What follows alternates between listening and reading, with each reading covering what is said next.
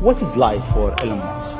As I get older, I find that question to be confusing or troubling.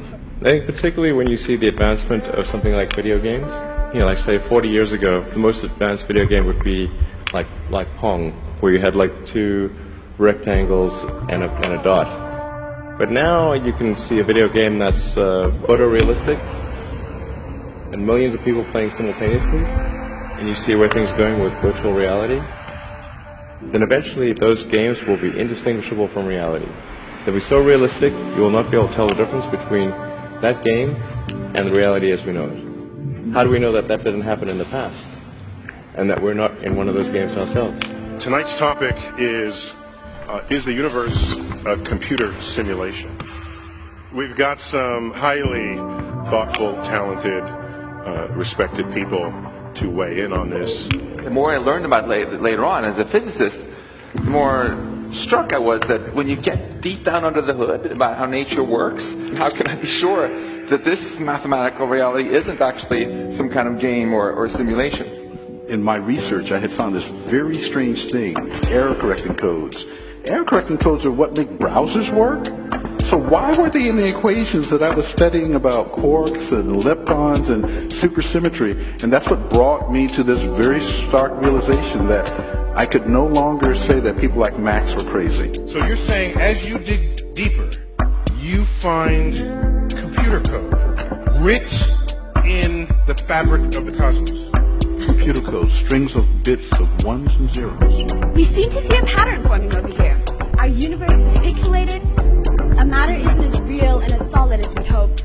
Our reality can be shut down, and we are ultimately informational, virtual beings so comparable to a computer program that it isn't a big jump to accept that we are possibly, no, we are probably living in a computer simulation. You sold a gun to a murderer so you could play video games? Yeah, sure. I mean, if you spend all day shuffling words around, you can make anything sound bad, Morty. Here, check this out.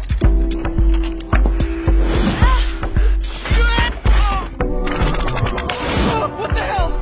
Where am I? Keep on ears. Not bad, Morty. Where's my wife? Morty, you were just playing a game. It's called Roy. Snap out of it. The guy who really started forcing scientists to take this a bit more seriously and gave this idea a bit more scientific street cred, I think, is Nick Bostrom, my fellow Swede, and Nick Bostrom. We are almost certainly living in a simulation.